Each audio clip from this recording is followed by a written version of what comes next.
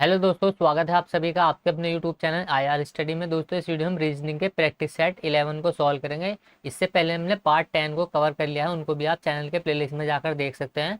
ये सारे के सारे क्वेश्चन प्रीवियस ईयर एग्जाम में आए हुए क्वेश्चन है, जो कि एसएससी, सीजीएल, सीएचएसएल, एमटीएस और रेलवे ग्रुप डी और एनटीपीसी एग्जाम में आए हुए क्वेश्चन है। इसलिए हमने सिलेक्टेड और इम्पोर्टेंट क्वेश्चन को ही इस वीडियो में लिया है। तो चलिए हम बिना किसी देरी के वीडियो को स्टार्ट करते हैं।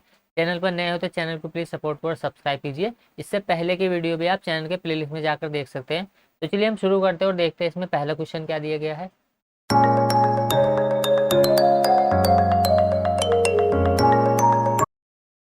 तो देखिए, पहला क्वेश्चन दिया गया है यहाँ पर, राम श्याम से 6 वर्ष बड़ा है। जैसे जैसे क्वेश्चन में बोला जाए वैसे वैसे आपको लिखते जाना है। जैसे यहाँ पर बोला गया है कि देखिए, क्वेश्चन में कहा गया है कि राम श्याम से 6 साल बड़ा है। मान लीजिए श्याम यहाँ पर हमने लिखा ये श्याम है, और श्याम श्याम की आयु x वर्ष है। श्याम की आयु हमने x वर्ष मानी है, तो राम क्या होगा, इससे 6 वर्ष बड़ा होगा। तो राम की आयु क्या हो जाएगी, यहाँ पर देखिए राम की आयु हो जाएगी x प्लस के 6, क्योंकि राम श्याम से 6 साल बड़ा है। आगे देखिए, क्वेश्चन में बोला गया है, एक एक चीज आपको पढ़ते जाना है और क्वेश्चन को सॉल्व करना है। बस बेस्ट मेथड से हम आसानी से शॉर्ट ट्रिक से इन क्वेश्चन को सॉल्व कर सकते हैं। जो यहाँ पर देखिए जो सब लगाया है, जो का मतलब है जो इस श्याम को दर्शाता है, ये जो, यानी कि देखिए राम श्याम से 6 साल बड़ा है, जो सुरेश से 8 वर्ष छोटा है। इसका मतलब श्याम क्या है, सुरेश से 8 वर्ष छोटा है। हम यहाँ पर देखिए ये भी तो कह सकते हैं कि क्वेश्चन में यहाँ पर बोला गया है कि श्याम क्या है, सुरेश से 8 वर्ष छोटा है। जब श्याम सुरेश से 8 वर्ष छोटा है, तो हम यहाँ पर ये भी तो कह सकते हैं कि सुरेश क्या है, श्याम से 8 वर्ष बड़ा है। उल्टा भी तो बोल सकते हैं हम, जैसे यहाँ पर श्याम यहाँ पर सुरेश से 8 वर्ष छोटा है, तो सुरेश क्या होगा, श्याम से 8 साल बड़ा होगा।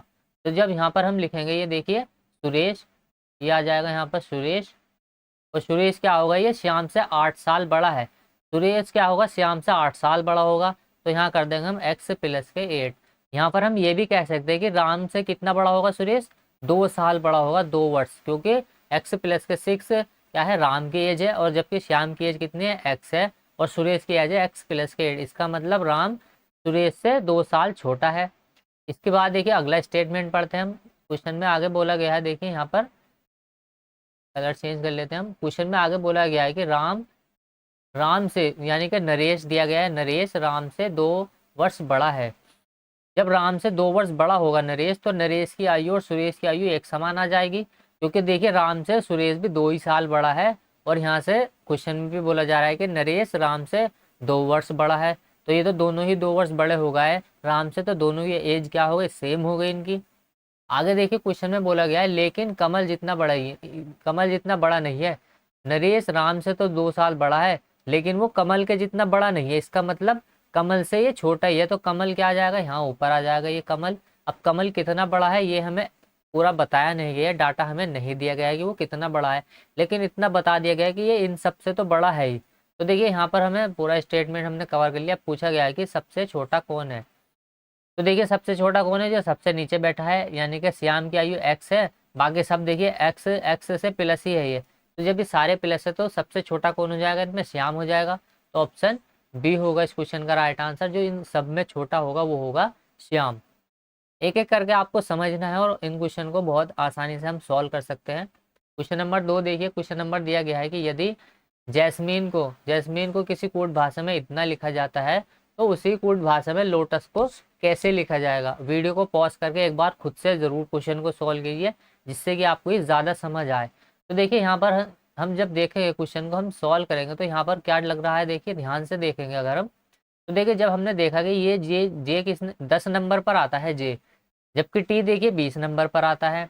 इसके बाद हमने देखा कि यहाँ पर ये ए लिखा हुआ और ए आता है 1 नंबर पे। इसके बाद हमने देखा कि यहाँ के है, के आता है 11 नंबर पे। फिर देखिए लास्ट में अगर हम देखें तो ई लिखा हुआ है, ई आता है 5 नंबर पे, और जबकि यहाँ पर आप देखेंगे ओ, तो ये आएगा 15 नंबर पे। इसका मतलब यहाँ पर आप देख सकते हैं कि एक सीरीज चल रही है, और ये सीरीज कैसे चल रही है, ये जो जैस्मिन लिखा हुआ है इसके सारे शब्दों में 10-10 प्लस किया गया है। क्योंकि देखिए ये 10 है यहाँ पर शुरू में, और यहाँ पर ये शुरू में 20 हो गया, तो यहाँ 10 प्लस कर दिया। जैसे यहाँ पर ये 5 लिखा हुआ है, और यहाँ पर ये 15 हो गया, तो 10 प्लस कर दिया। तो इसी को भी हम बस दूसरी जो हमें दिया गया है लोटस, इसी में हमें ये भी अप्लाई कर देना है। सारे अल्फ़ाबेट जितने भी दिए गए हैं उसमें हमें 10-10 ऐड कर देना है। तो देखिए जब हम 12 में 10 को ऐड करेंगे तो ये कितना हो जाएगा 22, क्योंकि 12 ये एल कितने नंबर पर आता है 12 पर, और इसमें हमने 10 प्लस कर दिया। तो देखिए जब हम इसमें 10 प्लस करेंगे तो ये 12 और 10 हो जाएंगे 22, और 22 आता है वी। तो शुरू में जो नंबर आएगा निकल के वो आएगा वी। उसके बाद देखिए ये ओ 15 पर आता है, और इसमें हम प्लस कर देंगे 10, तो 15 और 10 हो जाएगा 25, और 25वां जो नंबर आता है वो आता है वाई, तो वाई आ जाएगा ये। तो वी वाई, तो देखिए कौन से में वी वाई दिया गया है, ऑप्शन ए ही होगा इस क्वेश्चन का राइट आंसर। वी वाई किस में आ गया, ऑप्शन ए में। इसके बाद आप यहाँ पे ऐसे भी समझ सकते हैं इसको, जैसे यहाँ पर ये अगले नंबर दिए गए हैं, आप इनमें भी 10-10 ऐड करके इनको चेक कर सकते हैं। बाकी आपको आगे चेक नहीं करना है, अगर हमें 2 ही अल्फ़ाबेट सॉल्व करके आंसर आ गया हमारे, बस हमें आंसर टिक करके आगे बढ़ जाना है। क्वेश्चन नंबर देखिए 3 दिया गया यहाँ पर, दो पासे एक साथ फेंकने पर उनका योग आने की प्रायिकता क्या होगी, उनकी पॉसिबिलिटी कितनी होगी। जब हम दो पासे को फेंकेंगे तो उन दोनों का योग जो आएगा वो 8 आएगा। तो योग 8 कब आएगा, देखिए किसी भी पासे में 1 से लेकर के 6 तक नंबर होते हैं, 1 2 3 4 5 और 6, इससे ज़्यादा पासे में नंबर नहीं होते। एक लूडो का दाना होता है ना, जैसा लूडो का दाना में 1 से लेकर 6 नंबर तक अंकित होते हैं। तो देखिए जब हम एक बार फेंकेंगे तो 6, और दूसरी बार फेंके तो 6, तो 6 गुणा 6 यानी कि 36। तो देखिए 6 की गुणा जब हम 6 में करेंगे तो 2 बार पासा फेंका जाएगा तो 36 नंबर होंगे। लेकिन इन 36 में से ये जो 36 आया है, इन 36 में से उनकी कितनी प्रायिकता है कि जिनको हम 2 बार फेंकेंगे तो उन एक पासे और दूसरे पासे दोनों का योग हम जब करेंगे तो हमें 8 मिलेगा। तो देखिए जब हम दोनों का योग करेंगे तो हम 8 हम कैसे प्राप्त कर सकते हैं। तो देखिए मान लीजिए एक पासा है और उस पासे पर पहले वाले पासे पर नंबर 2 आ गया, तो दूसरे वाले पासे पर अगर नंबर 6 आ जाए तो इन दोनों का योग हमें 8 मिल जाएगा। ठीक इसी प्रकार इसका उल्टा हो जाए, यानी कि पहले पासे पर तो 6 आ जाए और दूसरे पासे पर 2 आ जाए तो भी हमें 8 मिल जाएगा। ठीक इसी प्रकार अगर अगला नंबर मान लीजिए एक पासे पर 4 आ जाए और दूसरे पर भी 4 आ जाए तो भी हमें उनका योग इतना 8 मिल जाएगा। लेकिन इसके अलावा मान लीजिए पहले पासे पर नंबर आ गया 5, तो दूसरे पर कितना आएगा 3 आएगा, तभी हमें योग कितना मिलेगा 8 मिलेगा। इसके अलावा अगर पहले पासे पर 3 आ जाए तो दूसरे पासे पर 5 आएगा तो भी हमें योग 8 मिल जाएगा। इसके अलावा देखिए और कोई सा, जैसे 1 और 7 तो होता नहीं है, 4 4 हमने ले लिया, एक ही बार आएगा। इसके अलावा देखिए 3 और 5 भी हमने ले लिया, 3 और 5 कितना, इनका योग 8 हो जाएगा।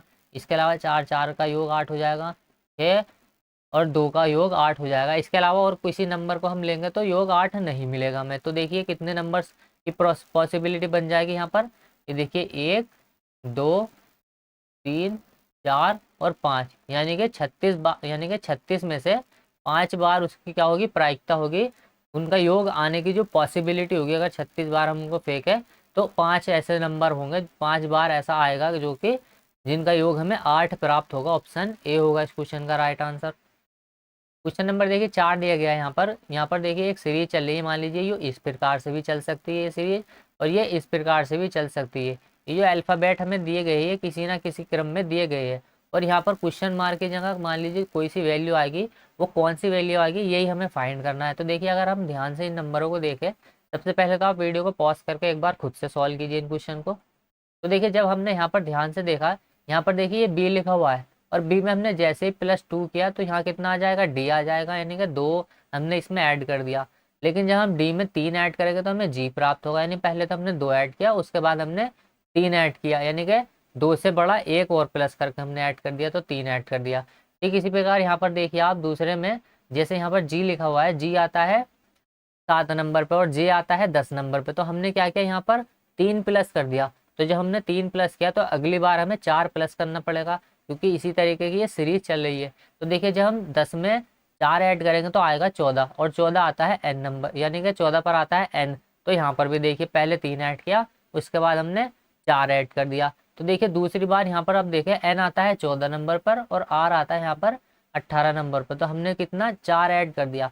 तो जब हमने यहाँ 4 ऐड किया तो अब की बार हमें इस आर में 5 ऐड करना पड़ेगा, तो हमें क्वेश्चन मार्क की जगह कौन सी वैल्यू आएगी वो मिल जाएगी। तो यहाँ हम ऐड करेंगे 5। तो देखिए जब हम 18 में 5 ऐड करेंगे तो वो आएगा 23, क्योंकि आर जो आता है वो 18वें नंबर पर आता है। तो 18 5 23, और 23 पर जो वैल्यू आएगी वो आएगी डब्लू। तो देखिए क्वेश्चन मार्क की जगह पर जो संख्या आएगी, यानी कि जो अल्फ़ाबेट आएगा वो आएगा डब्लू। ऑप्शन सी होगा इस क्वेश्चन का राइट आंसर। क्वेश्चन नंबर 5 दिया गया है यहाँ पर अप्रोक्सीमेशन लिखा हुआ है, ये अप्रोक्सीमेशन। अप्रोक्सीमेशन शब्द में प्रयुक्त वर्णों से निम्नलिखित में से कौन सा शब्द बनाया जा सकता है।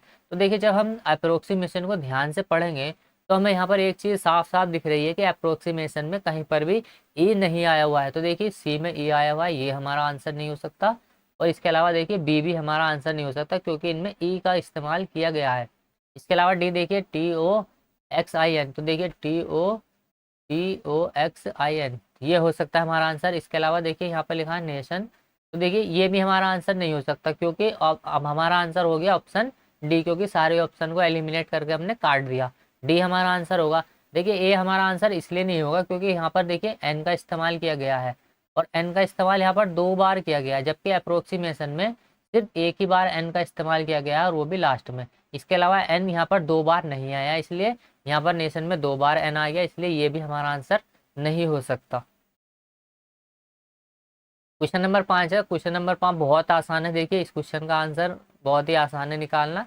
इस तरीके से देखिए यहाँ पर जो पहला नंबर दिया गया है, दूसरा, तीसरा, चौथा, पांचवा, यानी कि अगर आप देखिए 1 का स्क्वायर हमने करा तो 1 आएगा, 2 का स्क्वायर करेंगे तो 4 आएगा, 3 का स्क्वायर करेंगे तो 9 आएगा, इसी प्रकार 4 का स्क्वायर 16, 5 का स्क्वायर 25, 6 का स्क्वायर 36, तो 7 का स्क्वायर 49 आएगा आपकी बार। 7 का स्क्वायर क्योंकि एक एक नंबर बढ़ रहा है और नीचे नीचे देखिए यहाँ पर भी ऐसे हो रहा है 22, 23, 24, 25, 26, 27, 28, तो यहाँ जाएगा ये 28, तो 49/28 ये होगा हमारा इस क्वेश्चन का राइट आंसर, ऑप्शन सी 49/28। काफ़ी आसान क्वेश्चन है और ये NTPC एग्जाम में आया हुआ क्वेश्चन है। क्वेश्चन नंबर देखिए 7 दिया गया है यहाँ पर, पी के पिता क्यू के दामाद है। पी के पिता क्यू के दामाद है, तो देखिए मान लीजिए ये पी है और ये इसके पिता है कोई, तो क्यू के यानी कि पी के पिता है, तो देखिए पी के ये पिता है और ये क्यू के दामाद है। क्यू के दामाद ये कब होंगे, जब क्यू की बेटी से इनकी शादी होगी तभी तो ये क्यू के दामाद होंगे। तो मान लीजिए यहाँ पर ये बेटी है क्यू की, तो ये बेटी है क्यू की बेटी है ये, तो ये क्यू के अब दामाद होगा पी के पिता, क्योंकि क्यू की बेटी से पी की शादी हुई है। तो फिर अगले स्टेटमेंट देखिए क्या दिया गया है क्वेश्चन में, क्यू के सिर्फ एक ही संतान है, यानी कि क्यू के सिर्फ एक ही संतान है और वो है उसकी बेटी, और कोई क्यू के संतान नहीं है। आगे देखिए क्वेश्चन में कहा गया कि और आर क्यू की नातिन है। आर क्यू की नातिन है, इसका मतलब हम कह सकते हैं कि आर क्या है, क्यू की बेटी है, यानी कि बेटी की बेटी है, यहाँ पर ये आर इसकी बेटी है। तो देखिए ये क्या है, विवाहित है, ये दोनों युगल है, ये दोनों पति पत्नी है, ये दोनों पति पत्नी है। तो देखिए पी के पिता भी ये है और आर के पिता भी ये है, तो हम कह सकते हैं कि पी और आर का संबंध क्या हो गया, भाई बहन का हो गया। तो देखिए क्वेश्चन में हमसे यही पूछा है कि आर का पी से क्या संबंध है, आर का पी से, तो देखिए पी से इसका क्या संबंध होगा, तो देखिए हमें क्वेश्चन में बता दिया कि आर क्या है, एक बेटी है। तो देखिए पी आर की क्या होगी, ये पी क्या है, आर यानी कि पी आर की क्या है, आर का पी से पूछा, पी से, तो पी का क्या है, ये बहन है, पी की बहन है, ये पी का बहन है जो भी है, तो ऑप्शन ए होगा इस क्वेश्चन का राइट आंसर, ये आर इसकी बहन हो जाएगी पी की। जैसे जैसे क्वेश्चन में बोला गया है बस वैसे वैसे हमने इसको बिठाया। अच्छा क्वेश्चन है, ये भी आसानी है वैसे तो। देखिए ये इस तरह के क्वेश्चन अक्सर ज़्यादातर एग्जाम में एस्पिरेंट क्या होता है, स्किप कर देते हैं, देखते इसको सॉल्व ही नहीं करते, और जो इन क्वेश्चन को सॉल्व करके आगे बढ़ जाते हैं वो क्या करते हैं, दूसरों से अलग करते हैं, और इन्हीं के नंबर क्या है उनसे ज़्यादा आता है और वो दूसरों से आगे निकल जाते हैं, क्योंकि बाकी चीज़ें जो आसान है वो तो सब सॉल्व करते हैं, और जो थोड़ी सी अच्छे लेवल की चीज़ें होती है वो कोई कोई सॉल्व करता है, और जो सॉल्व करता है वो दूसरों से आगे निकल जाता है। तो देखिए ध्यान से क्वेश्चन को हमें पढ़ना है, बस इसको आसान होता है, जितना बड़ा क्वेश्चन उतना ही इनका सॉल्यूशन क्या होगा, आसान होगा। तो देखिए यहाँ पर 5 छात्र है, अजीत, अर्जुन, चंद्रिमा, देबू और शशि, और इनके पास में 5 अलग अलग सब्जेक्ट दिए गए हैं, जैसे भौतिक विज्ञान है, रसायन शास्त्र है, गणित, जीव विज्ञान और सांख्यिकी स्टैटिक्स है, और कुल 5 किताबें हैं ये, जो कि अलग अलग लेखकों द्वारा भी लिखी गई है, यानी कि इनके अलग अलग राइटर है।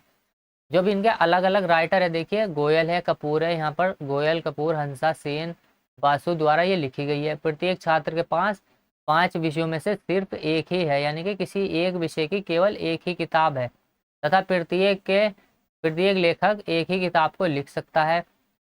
ये जो यहाँ तक चीज़ें लिखी गई है यहाँ तक लिख सकता है, और यहाँ से लेकर के यहाँ तक ये सिर्फ हमें समझाने के लिए बताया गया है, यानी कि जो मेन क्वेश्चन स्टार्ट है नहीं वो गोयल से स्टार्ट है और यहाँ तक ये खत्म हो गया। ये इतना बड़ा क्वेश्चन देख कर डरना नहीं है, क्वेश्चन तो आधा भी नहीं है इसका। देखिए यहाँ पर जो चीज़ें यहाँ से गोयल से जो स्टार्ट हुई है, ये मेन चीज़ें यहाँ से क्वेश्चन को सोल्यूशन यहाँ से स्टार्ट होगा। बाकी की चीज़ें बस हमें एक बार जल्दी से पढ़ लेनी है, जो क्वेश्चन का हिंट मिलेगा वो हमें यहाँ से मिलेगा। तो देखिए सबसे पहले तो हम 3 अलग अलग चीज़ें बना लेंगे। यहाँ पर 3 अलग अलग चीज़ें कौन सी बनाएंगे? सबसे पहले हम लिख लेंगे छात्र का नाम, क्योंकि छात्र 5 है। इसके अलावा हम विषय लिख लेंगे, कौन सा विषय है, तो विषय लिख लिया हमने। देखो ये मुझे समझाने में आपको समय लगेगा, बाकी जब आप खुद सॉल्व करेंगे तो बहुत जल्दी आंसर निकाल के लाएंगे आप इसका। तो यहाँ पर लिखेंगे हम लेखक, तुरंत हम लेखक लिख लेंगे। देखिए तीनों चीज़ें हम लिख लेंगे। अब एक एक स्टेटमेंट जो भी क्वेश्चन में बोला जाए वो हम करते जाएंगे। जैसे गोयल भौतिकी के किताब का लेखक है, तो देखिए विषय हमें दे दिया भौतिकी, तो भौतिकी हमने भौतिकी के नीचे लिख दिया, ये हो जाएगा भौतिकी। और इसका लेखक कौन है? इसका लेखक है गोयल, तो गोयल हमने इसका लेखक लिख दिया, ये हो जाएगा गोयल भौतिकी का लेखक। इसके बाद क्वेश्चन में कहा गया है कि जो कि शशि या अजीत के पास नहीं है, ये जो किताब है ये छात्र के पास नहीं है, यानी कि शशि और अजीत इन दोनों के पास ही ये किताब नहीं है। तो ये किसके पास होगी? इन दोनों के अलावा किसी के भी पास हो सकती है। अगला स्टेटमेंट हम पढ़ेंगे। देखिए देबू के पास बासु द्वारा लिखित किताब है, तो देखिए कोई छात्र है देबू, तो देबू छात्र के नीचे हम छात्र लिखेंगे, ये देबू है और इसके पास बासु के द्वारा लिखी गई किताब है। अब वो किताब बासु ने कौन सी लिखी है ये हमें नहीं पता, तो वो कॉलम हम छोड़ देंगे। तो यहाँ लिख देंगे हम इसके सामने, जो भी किताब बासु ने लिखी है वो किसके पास होगी? देबू के पास होगी। फिर देखिए अगला क्वेश्चन सोल्व करते हैं हम, यानी कि अगला स्टेटमेंट पढ़ते हैं हम। तो देखिए अगला स्टेटमेंट क्या कहता है, यहाँ तक हमने पढ़ लिया। देबू के पास लिखित किताब है, चंद्रिमा के पास गणित की किताब है। तो देखिए छात्र का नाम भी यहाँ पर दे दिया चंद्रिमा, तो देखिए चंद्रिमा छात्र का नाम हमें दे दिया है। और चंद्रमा के पास किसके द्वारा लिखित किताब है?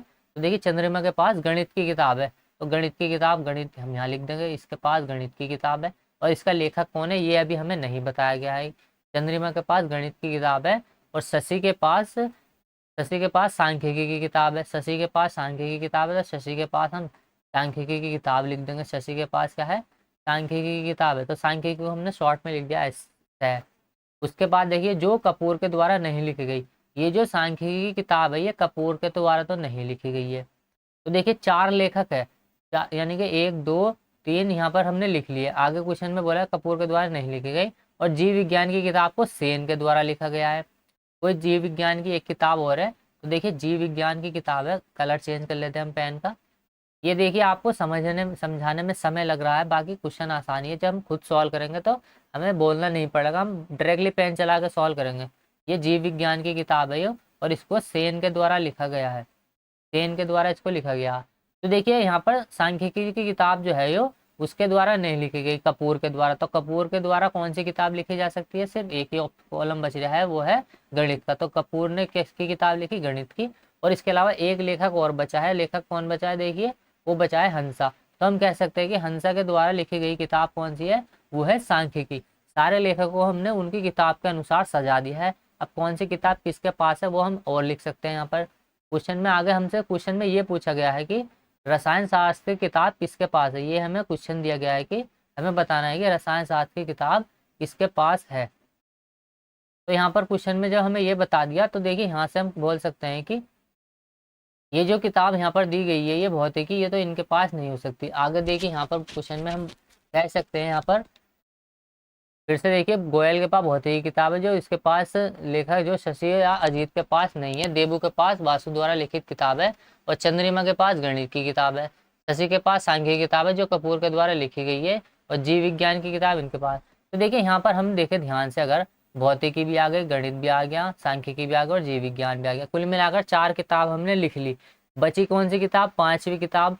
5वीं किताब कौन सी बची है? वो है रसायन की। तो रसायन कहाँ आएगा? यहाँ पर आएगा रसायन। रसायन कहाँ आएगा? यहाँ आएगा।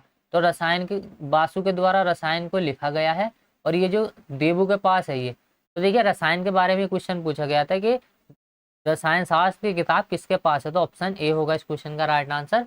जो रसायन की किताब है वो देबू छात्र के पास है और इसको बासु के द्वारा लिखा गया है। बस क्वेश्चन सॉल्व।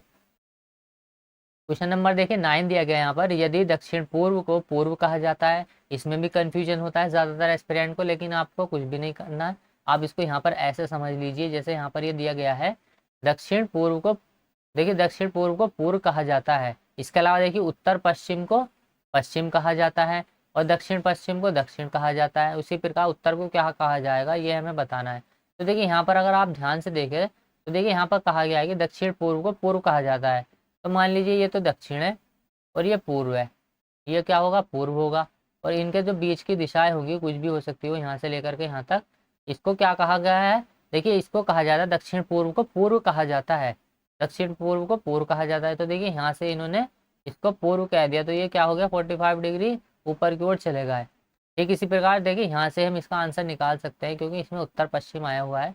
यहाँ पर देखिए हम कह सकते हैं कि उत्तर पश्चिम को इन्होंने पश्चिम कहा है। तो देखिए ये तो उत्तर है और ये यहाँ पर पश्चिम है, तो ये यहाँ पर क्या हो गया पश्चिम हो गया, ये पश्चिम माने ऐसे लिख दिया मैंने। और इसके बीच की जो भी दिशा है यहाँ से यहाँ तक, इसको क्या किया देखिए यहाँ पर उत्तर पश्चिम को इन्होंने पश्चिम कहा है। तो उत्तर पश्चिम को पश्चिम कहा है तो ये यहाँ से चले नीचे की तरफ 45 डिग्री। अब देखिए हमसे क्वेश्चन में ये पूछा जा रहा है कि उत्तर दिशा को क्या कहा जाएगा। तो देखिए उत्तर दिशा तो ये है और उत्तर दिशा ये है, तो हम 45 डिग्री जब इधर चलेंगे तो ये कौन सी दिशा आ जाएगी इन दोनों के बीच की, उत्तर और पूर्व, उत्तर और पश्चिम आ जाएगी। तो उत्तर पश्चिम हमारा आंसर आ जाएगा option C. Question solve, option C होगा इस क्वेश्चन का राइट आंसर। कि उसी प्रकार उत्तर को क्या कहा जाएगा, तो उत्तर पश्चिम कहा जाएगा।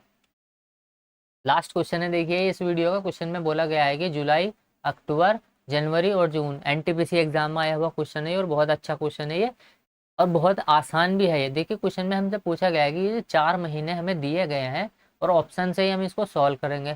तो देखिए इनमें यहाँ पर क्वेश्चन में पहले ऑप्शन में बोला गया है कि इनमें अपने बाद आने वाले महीने की तुलना में अधिक दिन है, यानी कि जो भी ये महीने हमें दिए गए हैं इनके बाद जो अगला महीना आएगा वो इनसे उनमें ज़्यादा ही दिन होंगे। तो देखिए अगर हम देखें जुलाई के बाद, जुलाई का महीने में होते हैं 31 दिन और अगस्त के महीने में होते हैं 21 दिन, वो 31 दिन। तो दोनों महीनों में क्या होगा, दिन बराबर होगा, अधिक दिन तो है ही नहीं। तो ये स्टेटमेंट हमारी गलत हो जाएगी। जैसे अक्टूबर में 31 दिन होते हैं, अक्टूबर के बाद नवंबर में होते हैं 30 दिन, तो यहाँ तो एक दिन और कम हो गया। जब यहाँ कम हो गया तो ये गलत हमारा। तो देखिए दूसरा पढ़ते हैं हम बी, इनके बीच कोई स्पष्ट समानता नहीं है। तो जुलाई, अक्टूबर, जनवरी, जून तो अभी हम नहीं देखते हैं। तो देखिए क्वेश्चन नंबर ऑप्शन नंबर अगर हम 3 देखें, सी देखें, तो सभी में 31 दिन होते हैं। तो देखिए जुलाई में तो 31 दिन होते हैं, अक्टूबर में भी 31 दिन होते हैं, जनवरी में भी 31 दिन होते हैं, जबकि जून में होते हैं सिर्फ 30 ही दिन। आपको सिर्फ 4 महीने में दिन याद रखना है कि एक तो होता है देखिए अप्रैल, अप्रैल के बाद होता है जून, सितंबर और नवंबर। यानी कि ये जो 4 महीने हैं ना, अप्रैल, जून, सितंबर और नवंबर, इनमें सिर्फ 30 दिन होते हैं और बाकी के जितने भी महीने हैं सब में 31 दिन होंगे। और जो फरवरी का महीना आता है उसका तो सबको याद ही रहता है कि लीप ईयर है तो 28 दिन और नॉर्मल ईयर है तो, यानी कि नॉर्मल ईयर है तो 28 दिन और लीप ईयर है तो 29 दिन। तो फरवरी का याद तो सबको ही रहता है, उसका याद रखने की कोई ज़रूरत नहीं है, वो पहले से ही याद है। आपको सिर्फ 4 महीनों के दिनों के नाम यानी कि दिनों की संख्या याद रखनी है कि जितने, यानी कि अप्रैल हो गया, जून हो गया, यहाँ पर सितंबर हो गया, नवंबर हो गया। ये जो 4 महीने हैं इन सभी में 30 दिन होंगे और बाकी के कुछ भी महीने आ जाए आप याद मत रखना। बाकी के इनके अलावा जो भी महीने होंगे उनमें 31 ही दिन होंगे। तो देखिए जून का महीना आ गया, जून के महीने में 30 दिन होंगे, तो इनमें इन सभी दिनों में 31 दिन होंगे, ये भी गलत हो गया। आगे देखिए क्वेश्चन ऑप्शन डी में बोला गया है कि इन सबसे ठीक पहले आने वाले महीनों में 31 दिन होते हैं। तो जून से पहले महीना आएगा मई का, तो मई में तो 31 दिन होते हैं, सही बात है। जनवरी से पहले जो महीना आएगा उसमें भी, दिसंबर, अक्टूबर के बाद पहले कौन सा महीना आता है, सितंबर, अक्टूबर। तो देखिए सितंबर में होते हैं 30 दिन, इसका मतलब ये वाला भी गलत हो गया। सभी में क्या होगा 31 दिन होते हैं, ये भी नहीं। तो देखिए इनके बीच कोई स्पष्ट समानता नहीं बची, एक ही ऑप्शन बचा, यही होगा हमारा इस क्वेश्चन का राइट आंसर। क्योंकि देखिए किसी में इनमें बाकी में 30 दिन है, एक में 30 दिन है, इनमें क्या है बाकी में 31 दिन है, तो कोई ऐसी समानता इसमें दिखाई नहीं दे रही है। तो हमारा आंसर हो जाएगा ऑप्शन बी। तो बी होगा इस क्वेश्चन का राइट आंसर। बस आपको 4 महीनों के दिन याद रखने हैं। फिर से मैं बोल रहा हूँ ये काफ़ी इंपॉर्टेंट है और बहुत काम आएंगे आपको, कैलेंडर में भी बहुत हेल्प करेंगे आपकी। और इसके अलावा जो हम सिंपल इंटरेस्ट के क्वेश्चन सॉल्व करते हैं ना, उसमें दिन दे दिए जाते हैं कि इतनी तारीख से लेकर के इतनी तारीख तक का हमें ब्याज निकालना है, तो दिन की संख्या हमें काउंट करनी होती है। तो वहाँ पर भी ये बहुत हेल्प करेगा आपको। सिर्फ अप्रैल, जून, सितंबर और नवंबर इन सभी में 30 दिन होते हैं, बस यही याद रख लेना है आपको, कुछ याद नहीं रखना बाकी।